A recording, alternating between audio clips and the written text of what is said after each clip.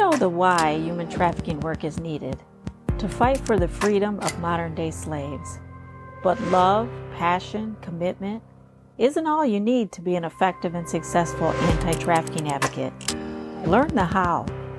I'm Dr. Celia Williamson, Director of the Human Trafficking and Social Justice Institute at the University of Toledo. Welcome to the Emancipation Nation podcast, where I'll provide you with the latest and best methods, policy, and practice discussed by experienced experts in the field so that you can cut through the noise, save time, and be about the work of saving lives. Welcome to the Emancipation Nation. I'm Dr. Celia Williamson, and this is episode 198. Today I have with me Dr. Christian Nanry, and wow, let me paint the picture. This guy is currently special agent with criminal investigations in the Army. They call it CID. You've probably seen it on your cop shows that you've watched. You've heard the word CID. Previous to that, he was at the US Marshals service for 21 years. And before that, he was military police in Virginia, at Fort Hood, in South Korea. I mean, this guy is military, criminal justice, right? Sees things black, white, good, bad. Serve the people, find the criminals, have them prosecuted, they go to jail, move to the next case, right? How does a guy like that, ultra-conservative family, start to see human trafficking? Not only see human trafficking, but start to understand, listen, become so engrossed. He reads a bunch of books about it. He talks to a lot of people. He receives mentorship and guidance. And guess what? His heart becomes very passionate about this. He says God places this on him and he can't stop now. He is so ingrained in helping the people. Whether it's a part of his job or not a part of his job, he's very passionate about what he does. So I want to introduce him to you and have him talk about how he came to this place and what he actually does today. So welcome, Dr. Nanry, a Christian. I'm so happy that you had the time to share with us today. Well, thank you. And thank you very much for having me on. I appreciate it. Yeah. So tell us, okay, how did you first even get involved in the military and criminal justice? And what are some of the things that you investigated and things that you did? Well, to answer the first part of that question, I got into the military. I was a military dependent, or we like to call military brats. So I already spent my life with my father as he deployed or moved from unit to unit and place to place in different parts of the United States. I was born overseas. And I just decided that for me, it was important to serve my country. Mm-hmm. So I put that at the foremost of my decisions to join the military. And I stuck with the Army because, that's what I know. My father was also in the Army. So I joined into the military police corps. And through that, I had a lot of wonderful opportunities to receive training and actually apply what I learned as a basic patrolman. So I was dealing with things like traffic stops, domestic disturbances, other type of incidents like that. And I became a military working dog handler and took that job over with me to the Republic of South Korea. And it was the best opportunity out of all the military assignments that I had. Republic of South Korea was my favorite. And through there, because I was a certified patrol and narcotics dog handler, and there was a shortage of those, I got to travel to multiple parts of Korea. So I got to explore the entire country of Korea, immerse myself in their culture, definitely fell in love with my time there, saw some action, as a lot of law enforcement officers would say. But at the same time, I really got to connect with the people on the ground, came back to the United States, to Fort Hood, or it's now called Fort Cavazos. And then I just decided at that point that God had another calling for me. So I joined the US Marshals service in 2001. And when I was in the Marshal Service, I started in DC, went to Brooklyn, New York. I met my wife. Then I moved over to a specialized division, came back to Texas, And for some reason, I felt kind of restless. You know, the Marshal Service, I had done so many critical missions that are needed by the people of the US, but I just felt I had another calling and I went back to the Army, but this time I went into CID. And right now I am investigating financial crimes. So my entire career, not only have I been in different agencies, but I've done different jobs within the generalization of law enforcement. You know, like I said, being a patrolman, I was even on a SWAT team for a little while, military working. Then I was a criminal investigator for the Marshal Service, fugitive apprehensions, threat and breach investigations. And then now I'm in CID doing financial crimes. So I've done Wow. a broad spectrum of a lot of things. And so, how did you come about learning about human trafficking, let alone devoting some of your time and your passion in this area? How did you even get started in that? So it's uh, it's funny how people learn, and as a lifelong learner, I'm always eager to learn new things. But sometimes when you're given pieces of information or shared relevant knowledge, you don't really understand at the time because your mind is just not ready to grasp what it really means. So, as you stated before, I was very black and white, and there's nothing necessarily wrong with that. It just means that you received a complaint. This is the individual that you're interviewing. You gather the evidence. You're following all the laws and proper procedures. This individual goes to court. They get convicted. They go to jail. And a lot of times, especially in the old world, a little bit more of the old world law enforcement, it's like, done, case over. That's it. However, when I was in the Republic of South Korea, prostitution is legal over there. So it's a little bit different of a culture shock. They actually give you sensitivity training when you go into Korea. It's a 2-week course that you're required to take. Everybody has to do it. And Okay. they tell you about the different customs and how things might shock you as an American if you've never been overseas. And this is something that, again, looking at it very black and white, I just said, oh well, you know, it's the laws of this country, and therefore, as long as you don't obviously break their laws, you know, this is just going to happen. There's nothing you can do about it. And as I would go out on town, because you know soldiers need to let off some steam, and you go off base because you're away from home. This is a hardship tour, so a lot of people can't bring their families with them. They're gone for a year. So Mhm. you go out and you hang out with your squad mates, or for me, it was my kennel mates because I was a dog handler. Mhm. And over time, I guess because I wasn't participating in what was going on, I just was sitting around talking to people. I was actually approached by what we called a juicy girl. Mhm. And the reason why we call them juicy girls is because they would approach you and say, would you like to buy me a drink? So you would Okay. hand the girl money. She would go over to the counter, grab you a little shot of whiskey or whatever you asked for, and then she would come out with like a little vial. It looks like orange juice.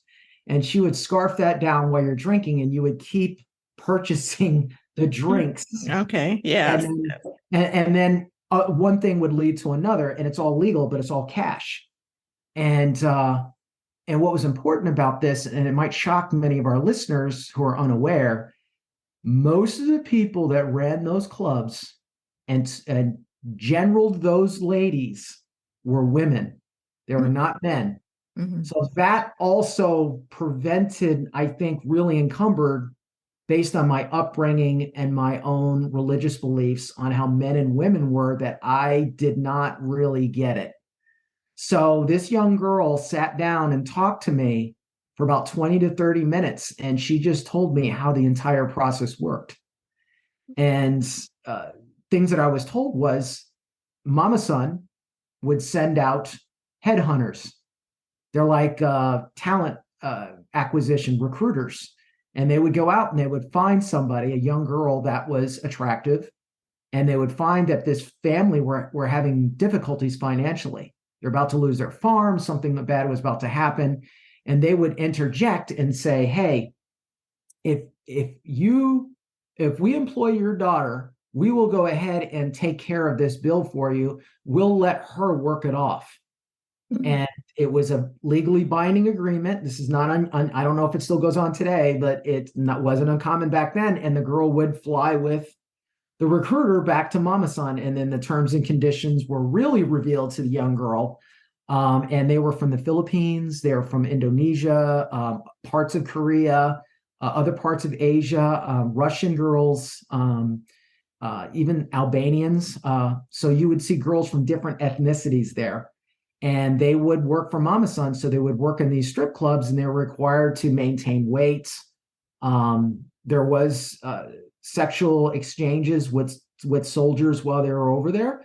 It did happen. And this is how the girls paid off that debt. But she didn't get into how really the money was dispersed, but it would take a period of time before that debt was paid off. And then the girl was free to go. There were instances where I knew of one in particular where he used his signing bonus from the military to pay off that girl's debt. I think he got engaged to her. I don't know what happened to them after that. Oh, wow. But there are situations where that does happen. They talk about that in the sensitivity training. And you would have to be careful because those Russian and Albanian girls were from the former Soviet Union. So we were particularly warned about engaging yourself with those particular young ladies. So that is the first time it really smacked me in the face. I had been around girls that were arrested for prostitution or potential human trafficking, but it was in the middle of the arrest, middle of the investigation. So you don't really dive deeply into what really psychopathy or really what's going on. Well, I'm so curious. What is it about the Russian and Albanian women that you're particularly warned about? Well, because they worked from the former Soviet Union, they could be spies. Okay. So what they would do is they would sleep with men and then would gather information. That's actually happened several times in the news media on several different military officers that do get caught up in those things. I see. And that's why they told you, even if you're an E1, E2, E3 private or a specialist, like low rank, there's still information that they can obtain from you that can be very damaging to the military. So that's why they would warn not to do that. I see. And what I was about to say is, just to interject, Dan Nash and his coworker, Allison, do a great job in what I just described, because a lot of times in law enforcement, we would get so caught up in what we were doing, A equals B equals C, and it goes to D. A lot of times you would get stuck in, what do I do now? You just have this apprehension and you have these people in front of you and you don't know what to do. So I think, and they've been traveling around the United States teaching law enforcement organizations about human trafficking, treating the trafficked victims or the trafficked individuals differently instead of just automatically arresting them on the spot as prostitutes. So I just wanted to throw in there, I think there's been a lot of wonderful changes and advances on law enforcement. And like, as a researcher, sociological changes can take a long time before they're implemented properly. Absolutely. And so you're sitting in the bar, she's explaining this entire process to you. And what are you thinking? What do you do with that information at that point? You don't think you can do anything because, and I was young, and that's not an excuse, but you're young, and you're indoctrinated into the military mindset. And I'm not saying that to be a bad thing, but there are certain policies and procedures that you will adhere to. And you understand that this is just what goes on. It's generally accepted. It is legally okay. So you just don't do anything with it. You just kind of put it in your head and you just go, it didn't really resonate with me all the way deeply, potentially like it should have. So this is your first sort of, in your kind of spiritual awakening, this is your first kind of tap on the shoulder, like, hey, okay, so you took that information into your head, not necessarily into your heart. It's legal. This is the way I've been told this could happen. And then what's the next sort of tap on the shoulder to you about human trafficking? I would say that I ran across an individual's interview online, and I was listening to her about her experiences at the hands of traffickers. And what really got it for me was the lack of power that she had. She couldn't fight back. This was completely against her will. And it was something that I just happened to stumble upon. And from there, I just said, you know what? I think I need to read a little bit more on this. But at this point of my life, I was much older. I had been going through various levels of education. So my mind was expanding. I was more open to learning than I was before. And more importantly, it wasn't just learning about the black and white letters on the page, is what do they mean? How does this impact the human soul? So from there, I reached out to a friend, and his name is Chris Seigel. He's down here in New Braunfels. He's the chaplain of the police department. And I started talking to him about this, and he goes, you know, I think you should get in contact with a woman by the name of Dottie Laster. And I said, who? And he goes, yeah, let me get you in contact with her. And Dottie, I always like to make the jokes. I'm a little bit of a Star Wars nerd, that she's the master Jedi and I'm still a Padawan. I haven't learned my lightsaber yet. But she's been doing this for about 19 to 20 years. She's done a lot of this on her own, off of her own dime, her own ingenuity, her own grit and determination. She has written grants for large-scale human trafficking operations, so she does have that experience. The dealings that was going on in Long Island, where they're finding the bodies of the women along the Long Island Sound, Dottie was actually the private investigator that was turning over a lot of the information to the police department, that she said, this isn't what you think it is. This is a trafficking organization. Here's all the evidence. So she was also responsible for one of the largest busts. I think it was over 150 trafficked victims that were pulled at one time. At the time she was. And this is not a woman that was ever in law enforcement. She was never in the government. She doesn't have an S on her chest, and she doesn't have a cape. Not to criticize, you would probably look at Dottie and say she's kind of like a soccer mom. She doesn't really look like what you think she should look like. And that is a part, actually, I think, is an arsenal in her tool belt, because they don't see it coming. And you, Kristen, I mean, now you're at this point in your life where you're starting to question and you're starting to seek out information, becoming quite a seeker so that you can learn more. You find a mentor, a guide, as they say, when the student is ready, right? The teacher appears, right. And you find this guide, you find this mentor that might be scratching your head. Like, what? 19? Why are you doing this? How are you doing this? How is this happening? And so quite impressive. And then what happens from there? Well, I go on this journey with Dottie where a lot of it is, I want you to read this book. Remember, I'm the PhD here. And she's like, I want you to read this book. So this is where I was talking about, you have to be humble first before anything else. Yes. She says, I want you to read this book. And it was actually a book called Sex at the Margins. And I went ahead and read the book, and she says, okay, what do you think? She wanted to hear what I had to think about it. And then we would have very good discourse or dialogue after that. And then it was, okay, I'm going to bring you on this book. And then slowly over time, she started talking about her cases. Now, I wanted to learn more, but I was trying not to push. So she gave it to me in a way that I could start to follow the breadcrumbs, because a lot of the reality that you see around you, you realize is artificial and will start to bother you. And she looks at signs such as patterns of behavior, patterns of movement. She's like a kind of like a bloodhound. She sniffs it out. And it's based on what she sees and she hears on her experience. So then Dottie started getting me introduced to individuals that she was working with. So these are abused people. And I say people because not all of them are girls. That's a major misconception. And in fact, I did write that article, and I will throw this in really quick, that most of the time men are often overlooked, men and boys, and they're not even categorized correctly, which is one of the biggest problems that we have in Dottie and I and others, like Matt Friedman, Sylvia Friedman. And Dottie kind of got me on the trail to meet all these other people. We talk about the correct categorization.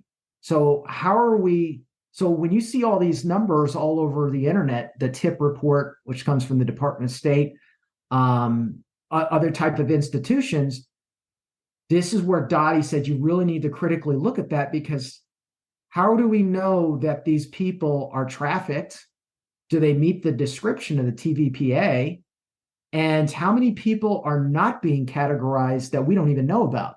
Mm-hmm. So then you have to, this self-reflection kind of hurts your feelings a little bit. And this is where you got to look at yourself as a law enforcement guy and saying, maybe although our processes worked in a sense, and it's not that they're terrible, but we could do a whole lot better. Mm-hmm. And through Dottie, I met Dr. Melanie Dr. Melanie Baker. I call her my big sister. She's out in Alabama. And I met her, Rosie Catalado, who's up in Minnesota. Mm-hmm. So through Dottie and my journey, and Dottie kind of she wanted to release me, give me a little information, because everybody's going to fight human trafficking differently.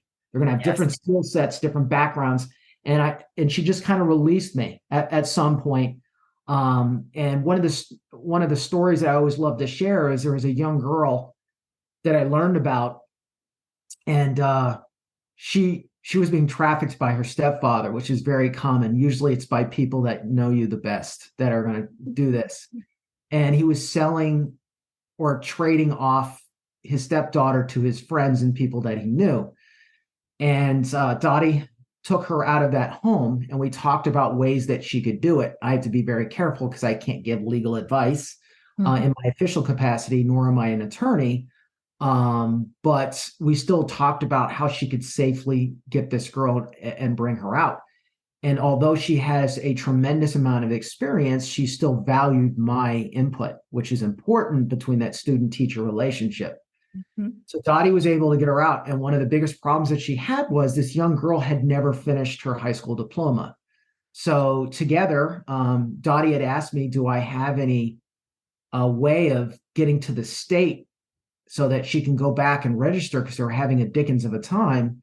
I actually reached out to a cohort member from my doctoral program and was able to get somebody directly to the state. So I was able to make a one-on-one phone call to somebody in the state, which is very hard sometimes. And that young lady was able to finish her GED and then went on to a dental hygienics type school. So that's awesome. It wasn't so a lot of people might not consider that to be a big thing, but it really was, because it removed a roadblock for that young girl that potentially she could lead her own life. She has that power that I talked about before. She can make her own decisions. She doesn't need to go back. Even if she thinks that's the only way to get money, she doesn't have to go back there. But that is significant. But that's an example that I like to give to tell people, you don't have to reinvent the entire wheel. Sometimes just by helping someone, when you actually can do it, and you don't be afraid because it's another human being. I think that's the biggest lesson. And another lesson, and it didn't ultimately end up as nice, but I remember that, and this is just to make sure that listeners are aware of how this really happens, because the police officers in this particular, and I'll leave the name of the department out, Dottie went out to rescue this young girl that came from a marginalized part of the community in South San Antonio. They're Hispanic. They don't have a lot of money. Not to mention, this girl had other certain mental ailments, which is also a flag. Mm-hmm. Traffickers, they will go after handicapped individuals or people with disabilities. They absolutely will. And she was 19 years old, and she probably weighed about 90 to 100 pounds soaking wet.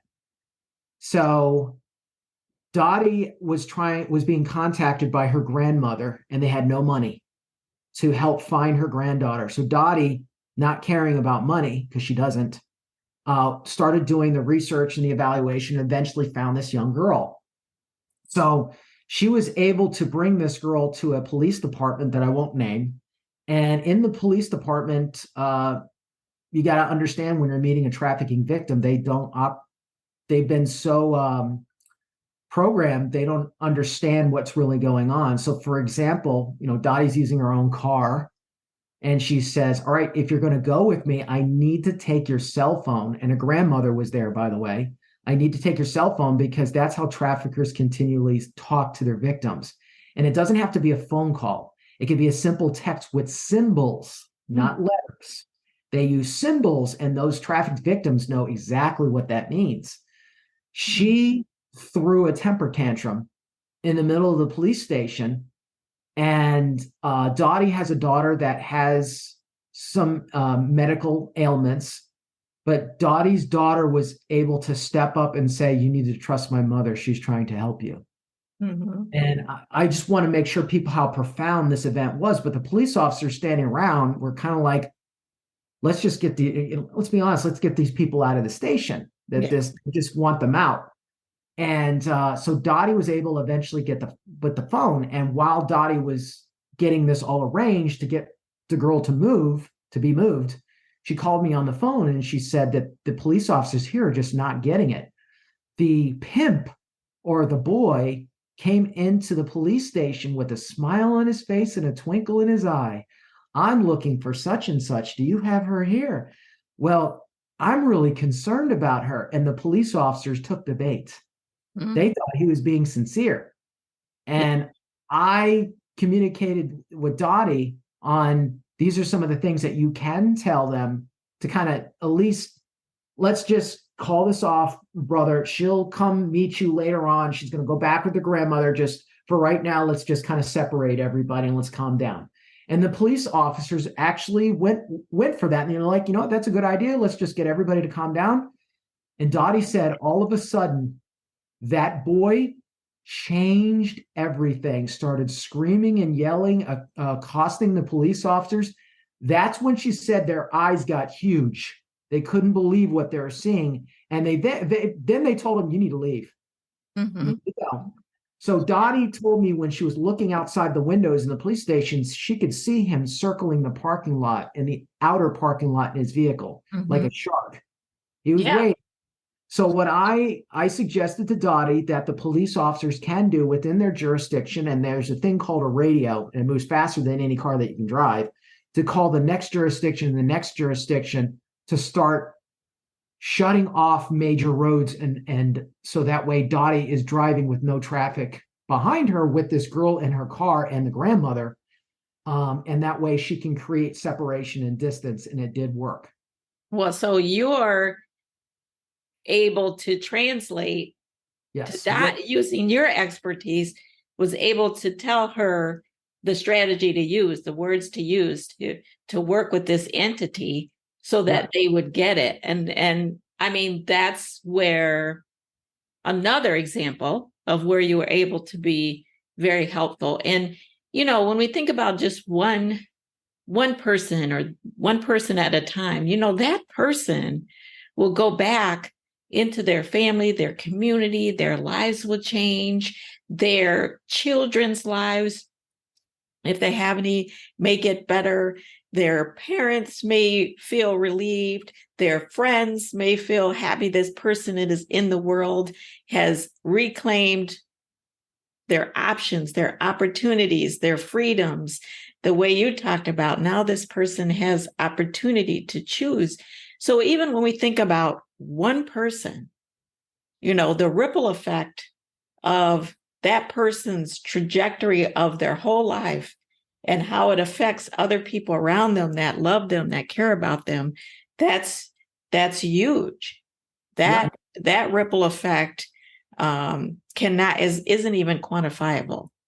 So being able to use your skills in ways that your mentor can call on you and you can teach your mentor now, and being able to self-reflect, being able to be humble, being able to process, all of those things, I suspect comes with your ability to open your heart, but also your education. And so what do you think, because we talked a little bit offline about, you know, police officers and this conversation going on. Well, you don't really need a degree to be a police officer. You just need the training. Is that true? Or do you think education is important and valuable to police officers?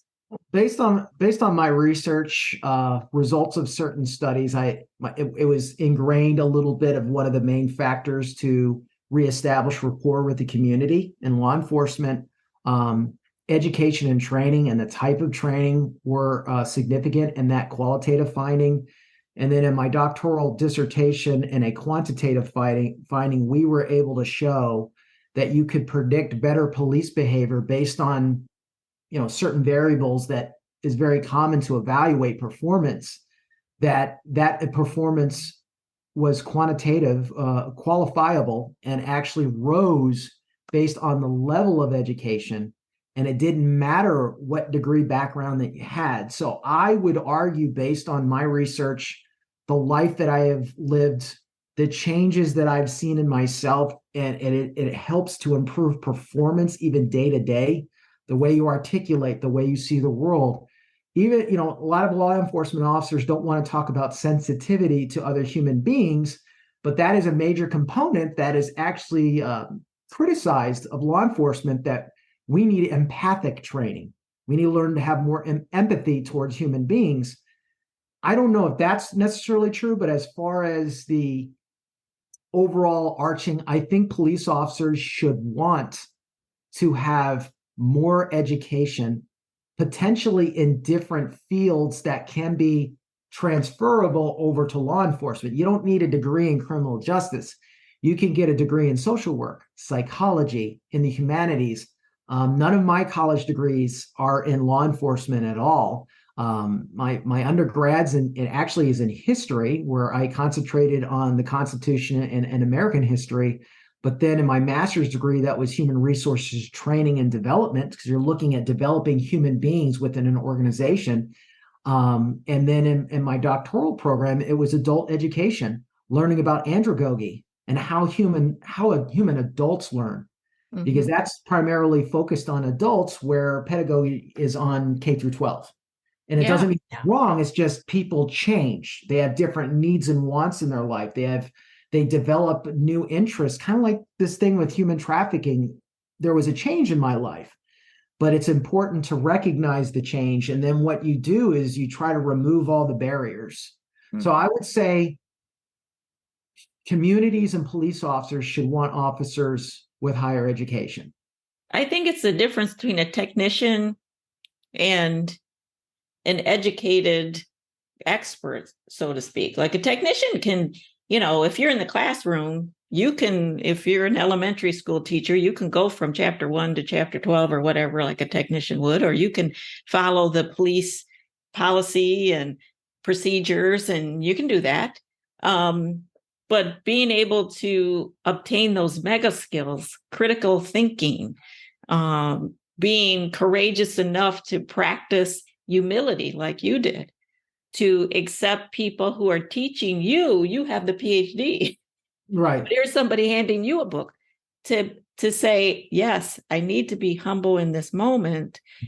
So those mega skills, problem solving, self-reflection, I'm going to really listen and hear what this person has some jewels of wisdom, and I'm going to open myself up to receive those.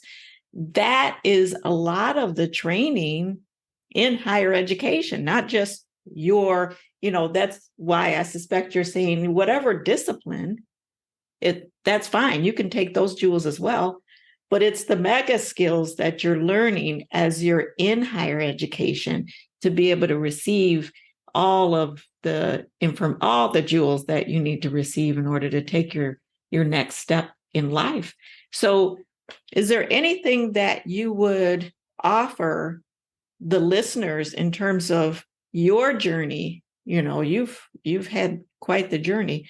For somebody who's interested in fighting human trafficking from a criminal justice perspective, or from that type of discipline? Well, I would just go over certain mental and heart marks. We've talked about it several times, as being humble. Understand that you might not know what you think you know. And when you think you know, it's not that it's necessarily wrong. It just might need to be readjusted a little bit. be open to other people's viewpoints. And I know people use the word perception a lot, but I like to use the word vantage point. I think that's a little bit more concise. And just understand that even if you don't quite get it at first, give it some time. There's tons of research on the way that the mind learns with your subconscious thinking. So even when you're not aware that you're thinking about it, your mind is still processing that information. Everybody learns at different rates. Just realize that also that everybody has different gifts or skill sets. Mm-hmm. And just learn try to think, how do I take what God has given me and how do I apply that to make the process better or improve the process? And just give of yourself. So it's not about money. It should never be about money. And that it sometimes, I think, is where we as a society, especially in a capitalistic society, and I think America is a great country. It still is. But sometimes I think we get caught up in the minutia of how much is this? What is my rate of return? Mm-hmm. Am I going to get paid a lot of money for this? Mm-hmm. Some of the greatest acts that we've seen over the course of history for different fields, different agendas, different people have been when individuals give of themselves freely. And there was no expectation of reward. And in fact, for your listeners that do follow the Christian faith, and I have to remind myself, this is the part of that self-reflection and humility, that God doesn't want you to do things for people and expect accolades. So be continually that servant, be a servant leader. So I think it's a grounded approach. And I think that's what people need to do if they want to get into human trafficking. Take a quick step back, ground yourself, and then say, okay, I'm going to move forward. Instead of me controlling the river, just go with it. Mm-hmm. Just allow yourself to be taken down that river. And it might not take you the way that you think you should go, but just go with it and it'll happen. That was Dr. Kristen Nanry. Still learning every day, allowing others to teach him and guide him, even though he has a PhD. See, I said it during the podcast, when the student is ready, the teacher will appear. What does that mean?